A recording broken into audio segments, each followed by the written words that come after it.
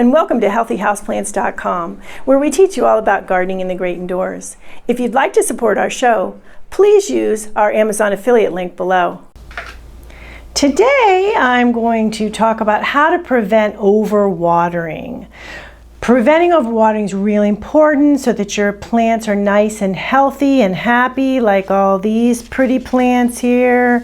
This is a cordyline Fruticosa glauca. These are two dracaenas. This dracaena here is the corn plant, Dracaena marginata. We have another dracaena here too. So we have some nice plants here, and one of the reasons why they look nice is because they aren't overwatered.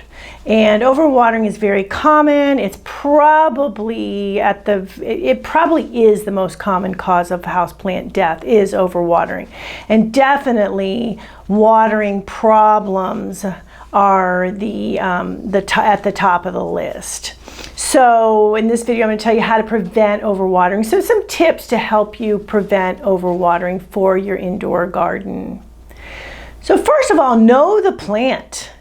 And I have a very extensive playlist of plant care guides, and I'll put the link for that below, and I will put the link for any other videos I mention in this video below as well.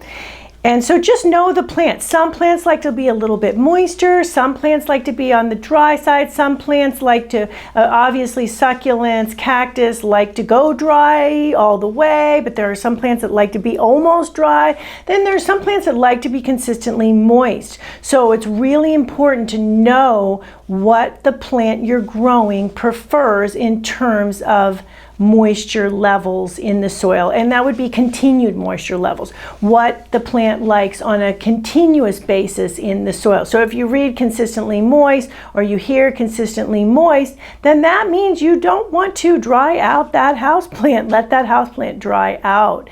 But if you read or hear they like to get to the almost dry or nearly dry, then that's a whole different thing. So use a moisture meter, and I'll put some links below for some moisture meters. These are pretty inexpensive. They work nicely.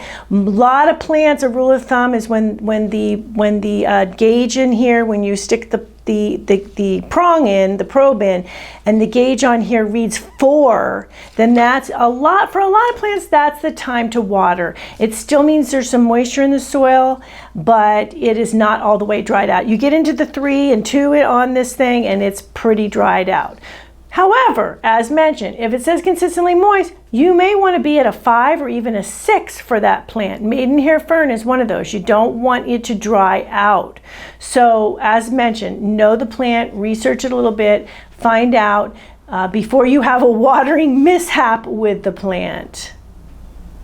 Now, using a well-draining soil, that is so important. That will definitely go a long way towards helping you not overwater your plants, because the soil will drain properly and it won't hold so much moisture that your plants get overwatered. Okay, so this has some pumice in it, and I will put a link below for some good soils down there.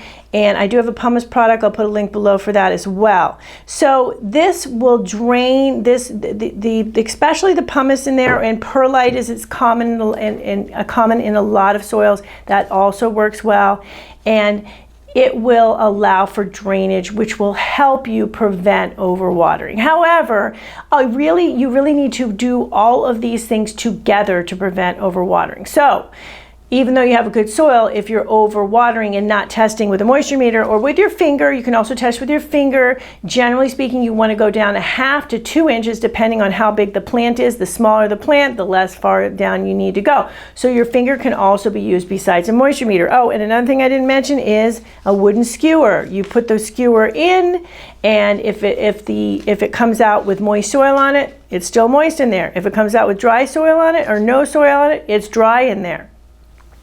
So as mentioned, well-draining soil, definitely need it, along with testing the soil. Another thing you want is pots with good drainage. This has a nice big drainage hole, and also other plant pots have more than one drainage hole, but this is a big enough drainage hole to be sufficient for the size of the pot. So drainage holes in your pots, not putting the pots in a saucer and watering and then forgetting about it and having the bottom of the pot sitting in water. That will cause overwatering as well. So that's another way to prevent overwatering. Check the dish afterwards, empty it out at the sink, and make sure it's dry before you let the plant sit there after watering. If you have a large plant and it's too hard to get to the sink, so it's a large, tall floor plant of some sort, too hard to get to the sink, use a turkey baster. I have a video on that as well. So the turkey baster, you can squeeze out the water from the dish there without having to move it, and then you will prevent the overwatering problem. Another thing is and this goes back to checking your plant for what it likes. A lot of houseplants are from the jungle floor. They're from very tropical areas of the world, so they don't like it cold. So when you have a plant that likes a warmer temperature, say 65 on up, and 65 being the minimum, and then you have it in a cold room, say 60s, 55 degrees, the soil is going to stay moist because it's so cold, and the plant itself is a tropical plant and used to consuming a lot of water in a tropical location. So there you go. You have a problem with the plant, and it's going to have the same problems as being overwatered because the soil is going to remain moist and essentially like has been overwatered.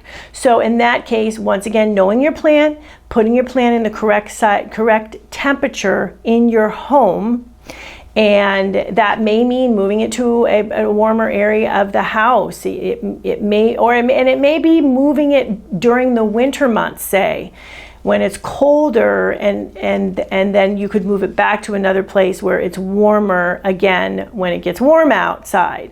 So that will also help you prevent overwatering.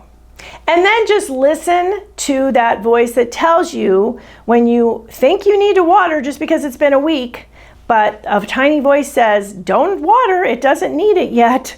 A lot of people don't listen to that. They think, oh, I just can't, I don't want to chance not watering it enough. They water again, even though the plant doesn't need it, even though common sense tells them they don't need to do it, and they do it anyway. So there you go. That's how another reason for the overwatering and another way to prevent it from happening.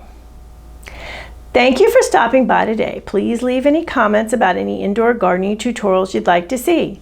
Remember to like, comment, subscribe, and share this video. And please check the bell if you'd like to be notified when new videos are released.